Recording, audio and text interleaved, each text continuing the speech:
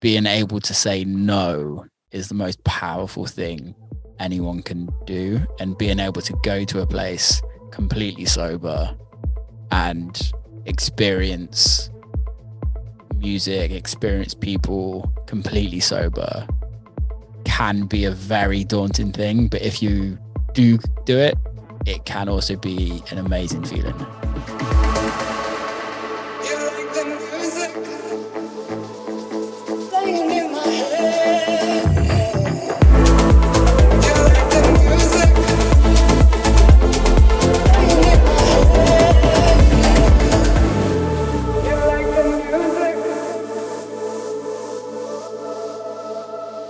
Welcome to Elevated Frequencies, the show that gives you access to the next level of house and techno so you can explore an elevated lifestyle. Going sober to shows is one of my favorite subjects. Now, it's not something I would have ever considered in my younger 20s, but at 31, it's become standard practice in my life. And, when I break down why I'm going to these shows, right? It's not for the $400 bottle of Tito's. It's not to be seen. It's not for anything other than the fact that I want to hear my favorite music perform live on a really badass sound system. That's what it's about. And so I've gotten really good at setting boundaries and priorities in my life so that I can do both. Will Clarke, my friend Will Clarke, is on the podcast today talking about his priorities and boundaries because he's gotten really good at them. He has a whole life outside of music that offers him reprieve from, bustling nightlife. He also told me some really incredible stories about how he took strategic action, or what I call aligned action, to kind of change the course of his career. It's really inspiring stuff. I did have some technical difficulties on my end, but don't let that take away from the fact that Will is an amazing storyteller. So without further ado, Will Clarke. We met for the first time at EDC Orlando, and I was so excited to meet, but we didn't really get a chance to have a real conversation, right? It was really quick. So I'm very excited to have you on the podcast. Thanks for having me. Appreciate it. Congrats Absolutely. As well. Welcome to the podcast world. Thank you. I had been annoying you about it for like 3 months, I think, telling you it's coming, and I want you to be one of my first guests. So I appreciate you following through. You're a man of your word. No worries. Anytime. Yeah. So I know that you're a big fan of having these long conversations, and you started your podcast. Has it been 2 or 3 years? 2020 April. So yeah, 3 years. Okay. And so we talked about it a little bit, when we were just talking one-on-one, but what inspired you to do that, to talk to your friends and industry people? I used to have a radio show called The Barbershop. And it was like a quintessential monthly radio show where it was a mix and me recording voiceover, and then I'd have an interview halfway through with like a guest that was like, I'd pick their top cuts of the top 3 cuts of the month. And I enjoyed that the most. I really, really dislike doing mixes. As my team will probably know if they ever listen to this, but it's like, I hate doing mixes. It's the one thing that I generally always say no to. So the fact that I was doing that on a radio show just wasn't making me happy to do. And the part of the show that I really enjoyed was the podcast, or the interview side of things. So I didn't make time to do a podcast, and I didn't really know how to do it. But I consume a lot of podcasts. So when obviously the pandemic hit, we had a bunch of time on our hands, and I tried to work it out and eventually worked it out. And it took a fair amount of episodes to get it to the point of where we're at today. But it was just a case of like, I just wanted to, there wasn't really any conversations that was happening in the electronic music industry and on a podcast level on a long form. There's always interviews here and there, but like everything's very curated and very edited and very like radio show vibe, where I kind of wanted more of a long form and like hear the silences and hear the like awkward moments and kind of hear the like nuance of an actual conversation. And don't get me wrong, some of my episodes are better than others, and some feel a little more interviewee than others, purely because of the relationship I have with that person. Is that we don't know each other, so it's kind of hard to like, especially over Zoom, to have a conversation and it be an interview to a certain extent. But that's just the joys of a podcast. So yeah, I really enjoy doing it, and I recently have just taken on an editor in the last like maybe 20 episodes. You're joking. I've only just taken on an editor, and which they do all the video side of it and all the assets, which is really game changing, because I did everything up until literally like 3 months ago. So that was an absolute game changer for me, where I can literally just do the podcast, and I still do the audio. So I still bounce all the audio out and do all of that, but I then can send it to him and he does everything from then on. I mean, so obviously you can do it. That doesn't always mean you should, right? Now you're freed up. I couldn't do it. That's the thing, is I can barely do video editing. Like, I'm not a good video editor at all. I had to like learn it all myself. But for me, the visual side of the podcast was really important. I'm a huge consumer of YouTube. And I just really always wanted a visual side of the podcast to be somewhere. And it was important for socials and things like that. So yeah, I had to learn all of that and how to do it. And luckily we had 18 months off and I could learn all of that and I could do all of that. So true. It was just when the pandemic stopped and I was back touring, it was becoming a lot, and it kind of took the fun out of it for me. The whole podcast, for a section, for a period, because it's like me and my team do all the booking. Like for the first maybe 50, for the first year, I did everything. Like even my manager didn't book any artist. It was literally me booking all the artists, me doing all the artwork, me doing absolutely everything. So it was like, it became a lot of work. And then when we started touring again, I was like, okay, I need some help. Like I need to kind of delegate. And then, yeah, like I love it. I've kind of fallen back in love with it because I don't have to edit it. Right. You get to do what you love to do and focus on that. And one thing that I really appreciate about you as a person, and I think this translates into your art, is that you're not afraid to be vulnerable and lay everything out on the table. And that comes across in your conversations with other artists. It comes across in what you post yourself. And I think vulnerability maybe is something that comes with age, but you're not very old. We're the same age. So how... I feel old today. So do I.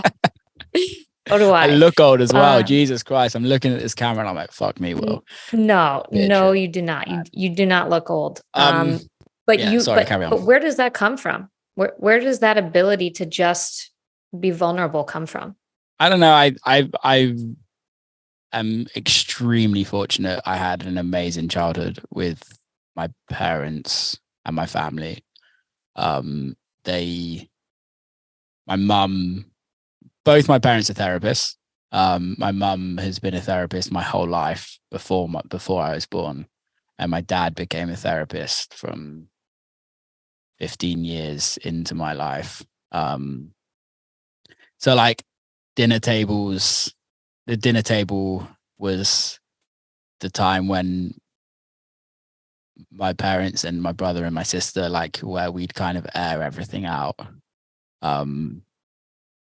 of what's annoying us and how our feelings are. And I was always taught to talk about your feelings, which I'm really fortunate. I don't always do.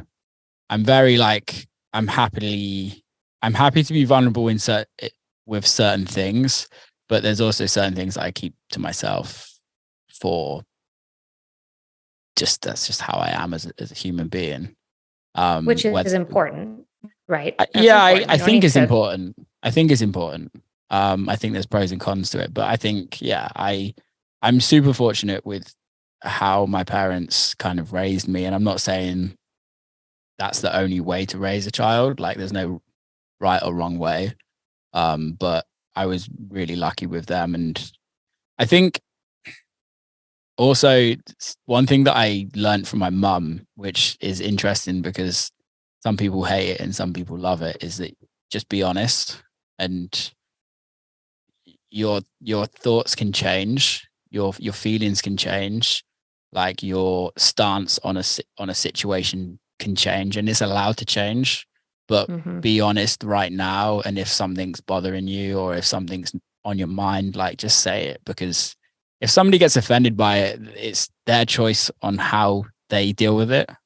It's if you word it in the correct way and you're thoughtful of how it could affect other people or how it could kind of somebody else could respond to it. I think there's ways to say things that isn't necessarily going to hurt somebody else's feelings. But at the end of the day, you have to look after your feelings over anybody else, and you've got to look after your career, your life over anybody else, because in the grand scheme of things, it's only you. You can only look after yourself. And if you can't look after yourself, no, you can't look after anybody else. 100%. You can't pour from an empty cup. Yeah, totally. And, I think it's interesting that you're somebody. Okay. So I was joking with you the other day when I saw the tweet about like the Zodiac, right? And you're like, if she tells you to download CoStar, fuck CoStar. But you seem to be a very, I don't want to say religious because I don't know. But maybe a spiritual person. You seem to be somebody who's just your music. It comes across in your music. Yeah. So where does that come from? Yeah, I'm not spiritual at all. Which is weird. Like when Ryan, my manager, when we started working with each other, he kind of gave me this questionnaire to kind of like fill out, which is, it's a lot of homework, but it really helped me. And there was like questions and stuff, and it was like, are you spiritual? I'm not at all. Like, I love the concept of religion and spirituality-ness, if that's a fucking word, but I'm not at all. And the music, because I make records that sound religious, or I sample gospel records, or I write gospel records, doesn't mean I'm religious. I just love that music. I'm not really a lyric listener. I don't really listen to lyrics. I like listen to melody and the feeling that it gives me. Like there's records that I've written that I still don't necessarily know the lyrics to as much. It's like, it's more so, how does it make you feel? Like Hallelujah, it took me a long time for me to remember the lyrics of Hallelujah. Really? Which is weird. They were stuck in my head this morning. That's I feel like there's some of the easiest lyrics to remember. They're great. Yeah, but for me, it's the melody, and it's the feeling. So like, I love the concept of religion. Like, I love the concept of what certain religion things do to you and do to a community. But I truly think what we do is, without sounding cheesy and shitty as fuck, but like, we write records and we play them in big spaces to a lot of people. It's exactly the same as a church, as a gospel church. You go to one place, you sing a bunch of songs, and as a community, you're together. And at that time, when you're in that moment, I'd like to hope that everybody feels a part of something. And it's no different to go into a club or go into a festival. apart from there might be a few more narcotics going around and a few more like less worshipy shit. But like that is truly in my mind what a music show is. It's exactly the same as what you would do is going to church on a Sunday. Yeah. That's what I was going to ask. Do you feel that music moves people the same way? And you said the keyword community. Yeah. And one thing that I have been wrestling with in my own life is as I get older and I don't want to engage in so many late nights is how do I still feel part of this community and connected to the scene and to the music without wrecking, the next 3 days, because I'm 31 and I can't, even if I'm going, and a lot of the times I'm going to shows completely sober now. I'm not drinking really anymore. I live a low alcohol lifestyle, but even staying out, till 4 a.m., it's tough. So I don't even know if there's an answer to this. There's not one answer to this, but how do you stay feeling a part of that community, maybe as your life and priorities change? Well, I think everyone changes, right? And every time, like, especially where we're at in our age, like things changed massively. Like all of my closest friends from back home that we would throw parties together or we'd all be DJs, like they've all got kids now and like they're going on caravan holidays and they're not going to clubs. And if they do come to the club to see me play, it's like once a year, twice a year. Right. But I think at the end of the day, kids change everything for that. Like you can still do shit, but like if you got responsibilities for somebody else, then that kind of changes things.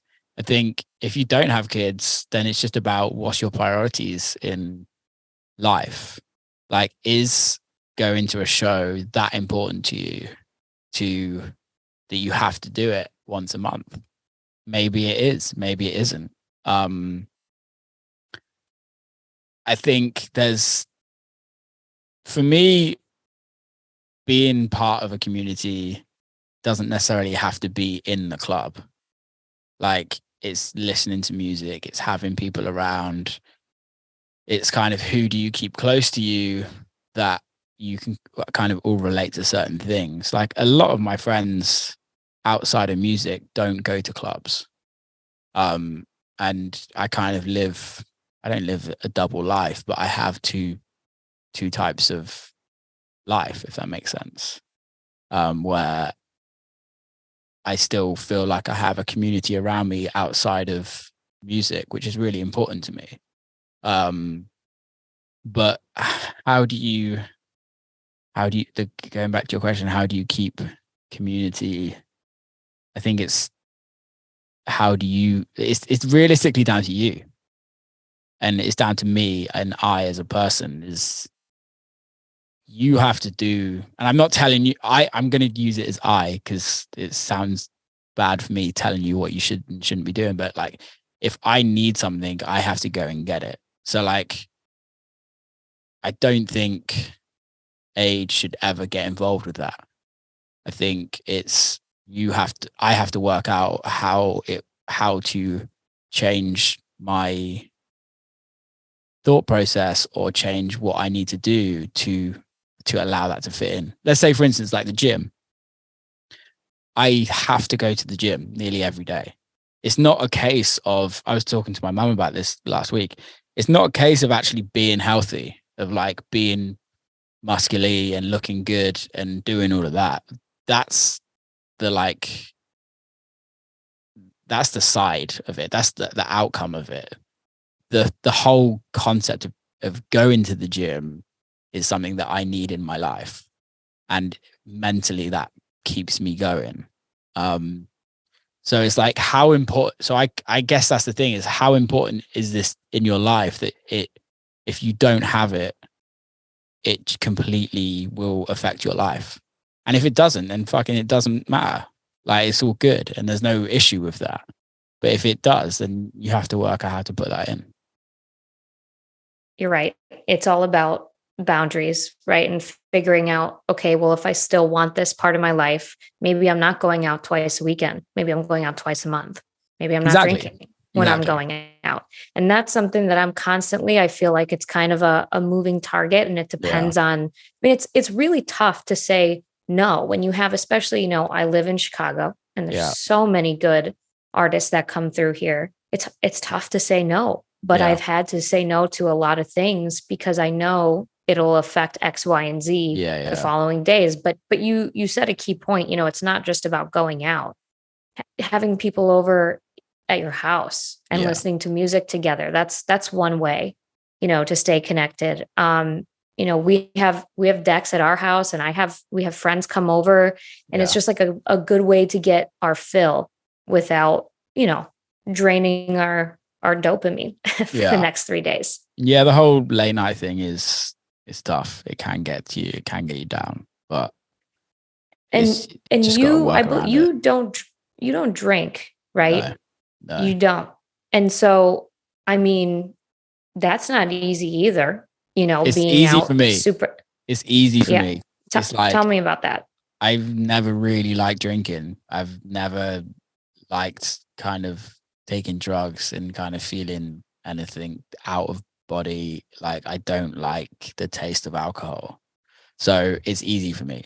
Like, it's really strange. I probably subconsciously because of my upbringing, but like my parents own drug and alcohol rehabs over my life, and they still do. But some of my youngest memories with mum would be like going to her work, which was a drug and alcohol rehab or like a mental health place. And so, like, I think subconsciously I'm like, I never want to be an addict.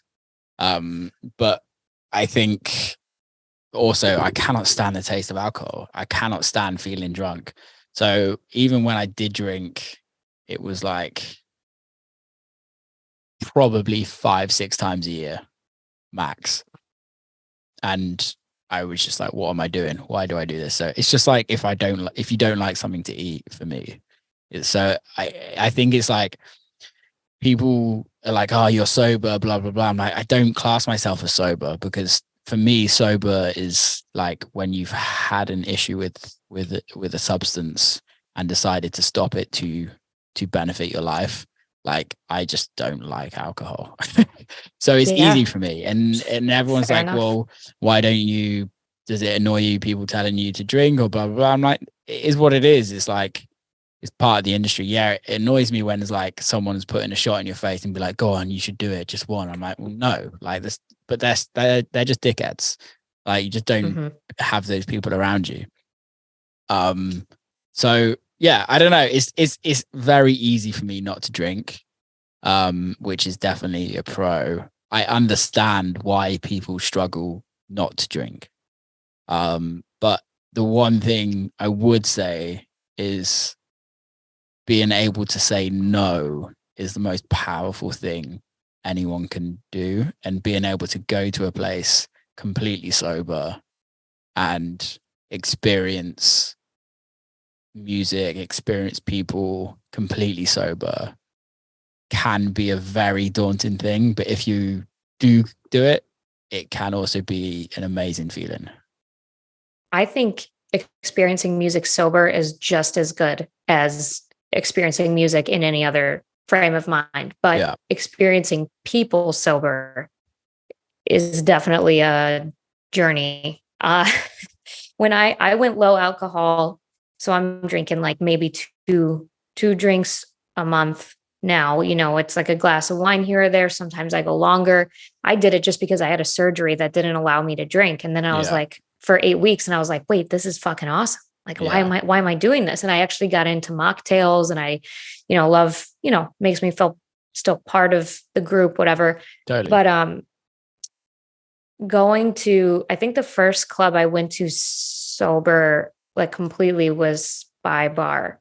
Yeah. I was like, which is my favorite place in the world. Yeah. And that's where you'll be. I've been going to that place for a very long time. Let's just say like 12 years. Yeah. And that was the first, and I was like, oh my God, this is a completely different place. Like, seeing people, and it's a lot. It's a lot. And like you said, people pressure you. But I think when you're comfortable with yourself, you're confident, like it's easy to say no, like you said. Yeah, I think also like I have like a different view on it than a club goer. Like I'm very far removed, although it may not look like it. I'm very far removed from the actual clubbing experience. I turn up 30 minutes to 15 minutes before my set. Like I go on the decks, I play, and then I leave straight away. So it's like I don't have that really. That my only interaction is performing.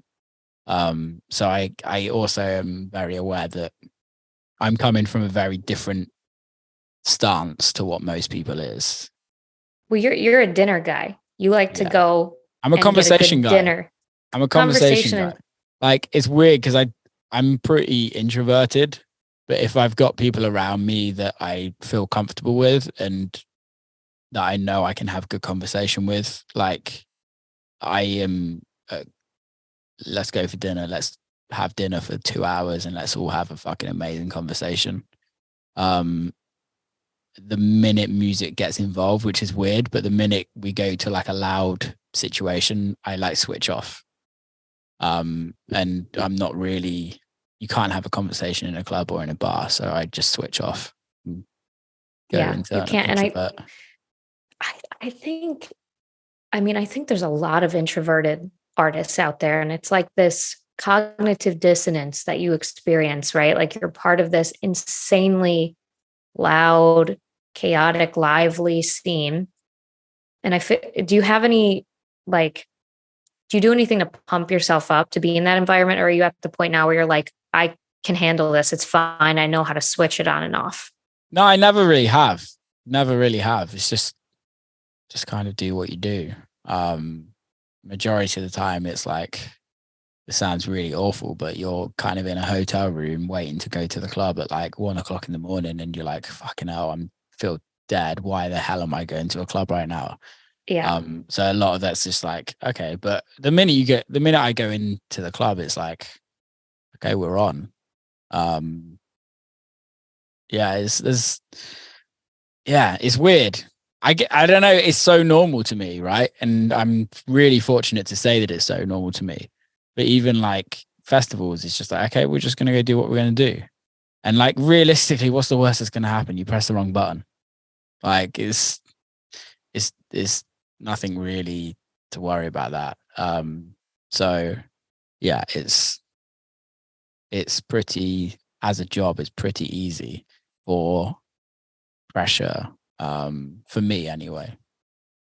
Well, that's good. I think people need to hear that. I mean, especially for artists or other creatives who want to start something new, they feel like they have to be perfect or everything has to go perfectly right. Yeah. And you're here saying, hey, you press the wrong button, fuck it. Like it happens. Make the most of it. It's like we're all human, right? And you have to make mistakes, and you like I'd be lying to think that if most sets that goes through my head going, don't press that button, like, because it's the wrong button to press. But like, you know what, sometimes you do, and there's like bigger things in this world that's happening right now than Will Clarke pressing the wrong button at EDC and all the music stopping for literally 5 seconds. It's like, come on. Happen? No, wait, did that happen? No, it hasn't, but it might. You know what I mean? And yeah, I've stopped the wrong records in certain, but like that's it, or like technical issues. But it's like in the grand scheme of things, it's just kind of compartmentalizing things. And I guess the last real time I was relatively nervous before a set, but I still didn't do anything to prep, was the show coming back from pandemic. I think the first show was in front of like 5,000 people in LA on equipment that I've never used before because it had all been updated. So that was kind of more nervous. But like if I'm in that situation, I literally just keep my head down for the first 30 minutes, get comfortable with where I'm at, and then I can start looking at the crowd and kind of actually working properly. Right, interacting. Yeah, but hey, we push buttons and play music. It's the fucking easiest job in the world, and it's also the best job in the world. So it's like, come on.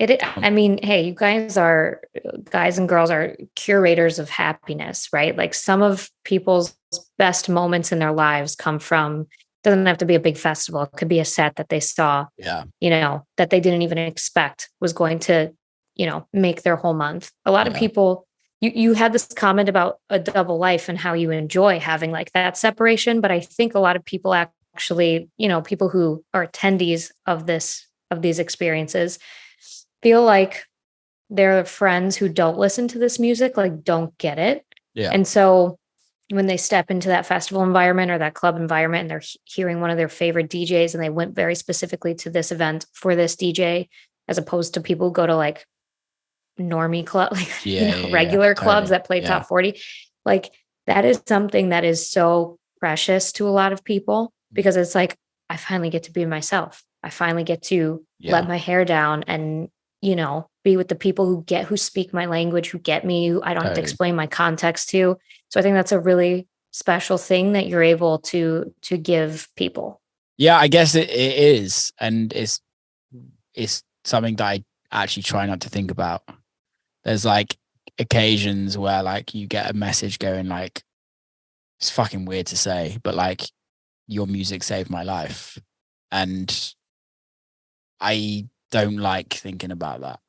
It's weird to me because for me, it's just me in this room, in these four walls, just making music because I like it. And if somebody else likes it, great. And I think also if the more I kind of fed into that, the more my ego is going to come out, and that no one wants that in the grand scheme of life. It's fair, but I think it's a nice thing. If I could push back on that a little bit, I think it's nice to hear that feedback. 100%. I think it's really strange.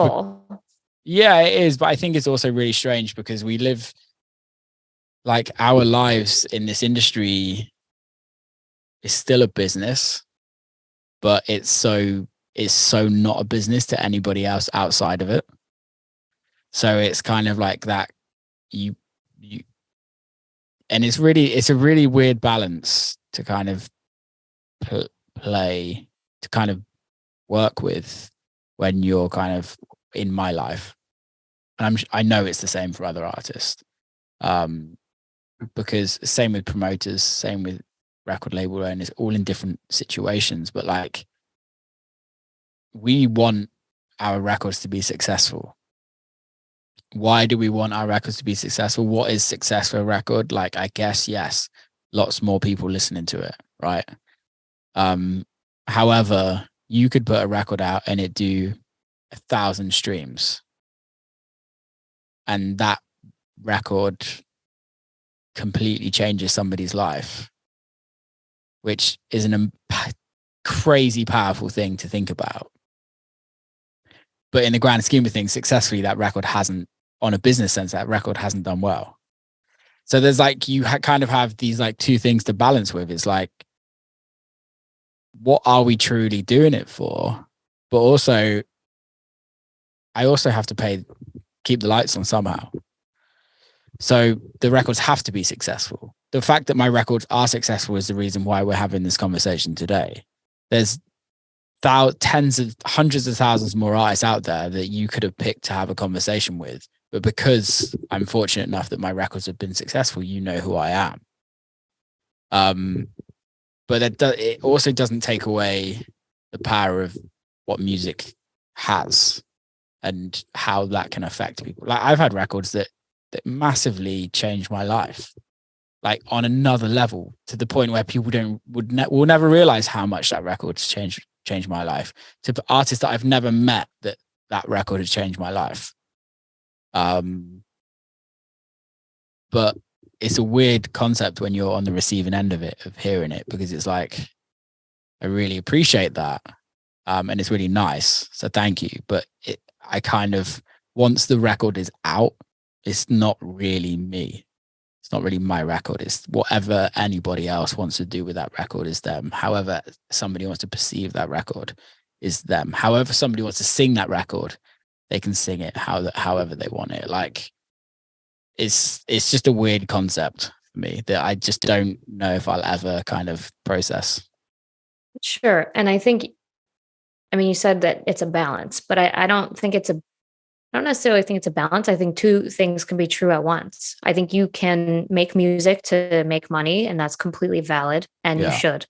And then, simultaneously, sometimes it's going to impact people very significantly. And those things can run concurrently, and that's great. Yeah. I mean, that's like an added bonus, I think. I feel like sometimes people get lost in the space of like, they almost feel like they have to be martyrs. Like, oh, I need to make everything meaningful and everything has to, help somebody or whatever. We said this in the beginning, you have to help yourself first. Well, there's also, I totally agree. And sorry to butt in, but there's also that really selfish side of the artist that happens. And it's, okay, I'm just making music for myself. It's very easy to get into that kind of hamster wheel of the industry where you see something doing well and you're like, I have to replicate that, or I have to do this, or I've done this for God knows. I had it with my career. I was making music that fit on Dirty Bird record label, and I've did for years, even when I wasn't really feeling it for me. And I've had multiple occasions where it's kind of like, oh, well, people know me for this, so I have to keep doing it. But realistically, there's the other side of it, the selfish side of it, is that I don't just do music to make money. I do music because I love doing it. Again, it goes back to that gym situation. It's like the outcome of it that I do make money out of it. And I'm lucky enough that I do make money out of it at the moment. But you also have to be selfish and write music that you absolutely love. And sometimes there's records that you're like, yeah, it fucking works and we have to put it out. It's like, it is what it is. But then there's certain situations where it's like, I'm just making music that I like, and this, I don't care if anybody likes it or not. It's just, it is what it is. I think it sounds like you're saying go with what you feel for that track. I mean, there's a strategy there, but also you gotta, like, if something feels right to you, make the music, do the thing. Yeah, just enjoy it. It's like, there's many parts of this industry that sucks, but there's also, out of all the parts of the industry that sucks, the best thing is creating your own records and then playing them out and seeing people respond to them. It's the best feeling ever. Or even just that, the second you finish that record in the studio and like, this is fucking great, and you've not sent it to anyone, and it's yours for the short amount of time that it's just yours, and you can just experience it yourself until the kind of the business gets involved. It's a beautiful moment. It's an amazing moment. And do you have like a library of songs that you sit on before you let them go, or do you kind of have to be strict about what you keep to yourself? No, I have a lot of music that no one will ever hear. I have a lot of side projects. Well, I say a lot. I have one side project that doesn't even have a name. It's called Side Project on my folder. That only a few people have heard. And then I have another side project that kind of didn't get poo-pooed, but it's just sat there waiting to happen when the right time happens. And then for like Will Clarke, there's a lot of music. I write a lot of shit music. And there's a lot of music that's I'm really happy with that's probably never going to come out, sadly. But yeah, there's a process for like working out if a record is going to come out or not. And a lot of that's just commercialization, really. It's like, does this record work well in your sets? Does it get a good response? Those are the two things. Those are the two aspects mostly. There's some side ones to it, like, is this going to be a DJ playable or DJ friendly record for other DJs to play? A lot of the time, I'll be honest, a lot of my records in the last few years aren't DJ friendly records. They're just very what I do, and if people want to play it, then that's fine.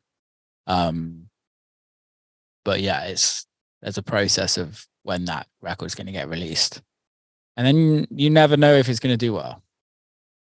Well, it sounds like it's a lot more difficult than just pushing buttons. Like you said, there's a lot of considerations there. Yeah. When you're writing music and releasing music, it's definitely different to DJing. DJing's easy in that sense.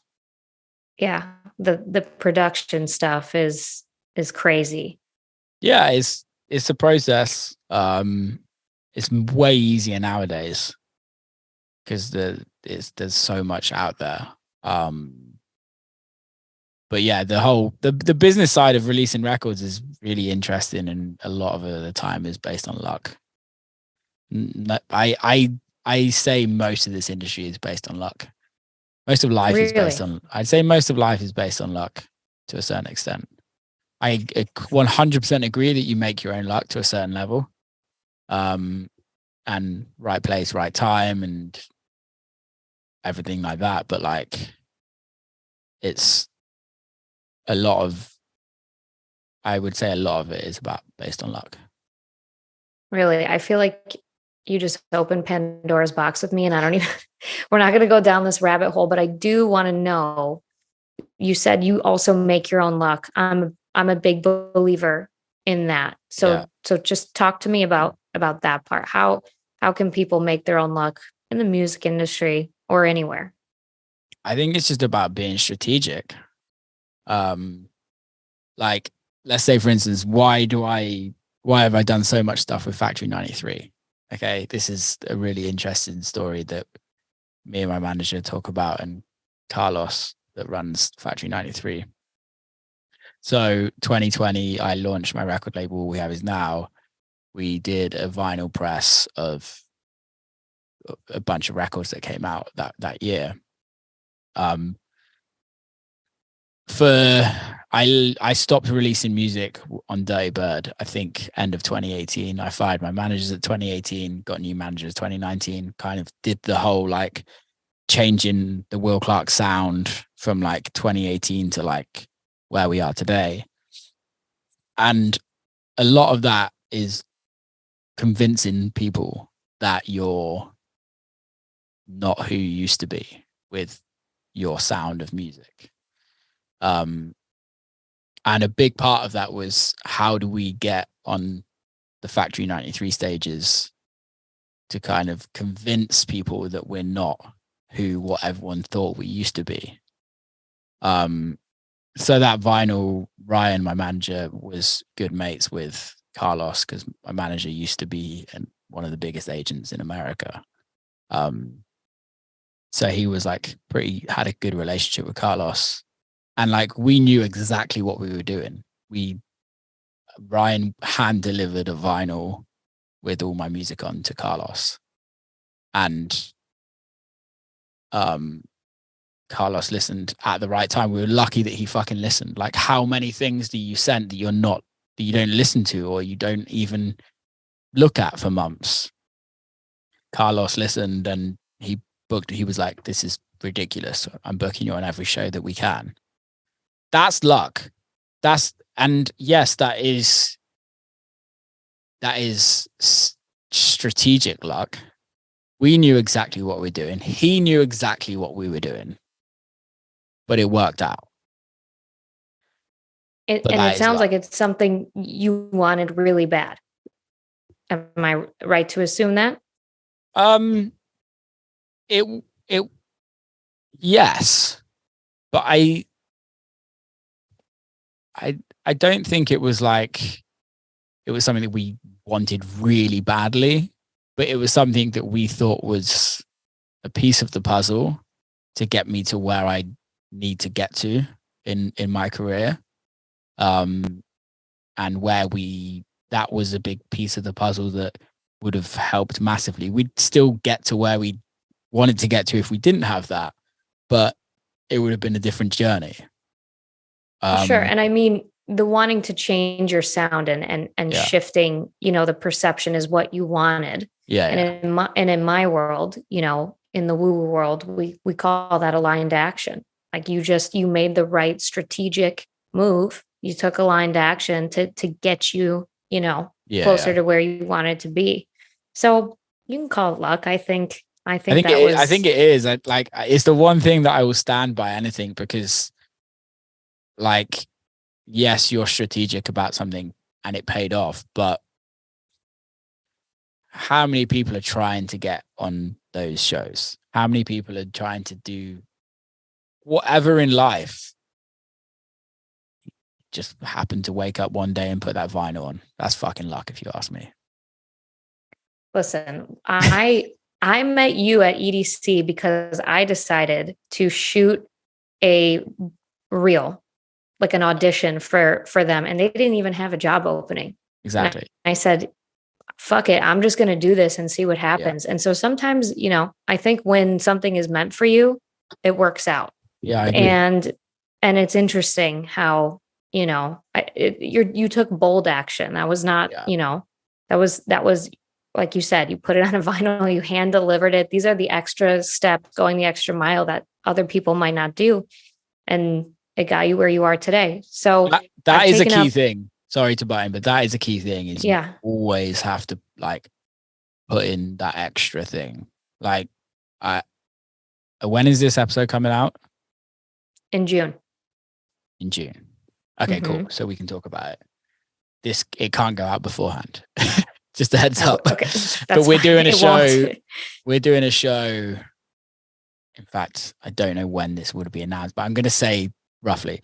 We're doing a show in a city in California in July. And for me, it's like, how do we give back to the community in a way that, like, we're not asking anything from people. Like, yeah, people are going to buy tickets, but, like, we're doing like a huge t-shirt giveaway where everyone that buys a ticket will get a free t-shirt. Like, and it's costing a fortune. Like, I make zero money on the show because all of the show fee is going into the making of the t-shirt and the delivering the t-shirt and everything like that. But for me, it's like, and not every artist needs to do this. Not every artist wants to do this. But for me, it's like, how can you go the extra mile to give back to the fans as well? Like, these are the people, the fans, like, are the people that literally pay my bills. Like, it's not me making the music. That's free. It doesn't cost anything. What really pays my bills is the people streaming my music, the people playing my music on radio, and the people buying tickets to my show and people buying my merch. So it's like, that's how can you give back and go the extra mile to those people? Because I think in this, there's a lot of expectations, and a lot of people expect things from people to buy tickets, expect them. Like, why? I don't understand. Why do people, the fact that people buy tickets to see me play is crazy thing for me every week, if you know what I mean. It's a stressful thing because it's like, how many tickets have we sold out, blah blah blah blah. But then also the other spectrum of it is like, I don't understand this. It's crazy that these people are still buying tickets to see me play when some people have seen me like 10 times. I'm like, guys, there's other people out there. Go spend your money somewhere else. But like, and that's the thing, is like, just go in. You have, in my world, it's about how do you go that extra mile with everything. And it's like, I'm not the most talented person. I'm not the best DJ in the world. I'm not the best producer in the world. I know that. But how can I make an experience for a person, whether that's a club goer or whether that's a record label owner or whether that's a promoter? How can I go that extra mile to just be like, yeah, Will Clarke did it the right way? And that's all that really matters for me, is like, how can we go that extra mile to give back and create something that lasts a long time? Well, you're very humble, and you are the best at all of those things you just listed above. And you're a great person, which just really adds it. Like I said, it comes through in your music. You are somebody who just really knows themselves. And everything you do, I think that really shines. So I've taken up a lot of your time, and I really appreciate you being willing to come on my podcast. I know you have your own to manage, plus your tour. So you're a busy guy, and I really appreciate you taking the time.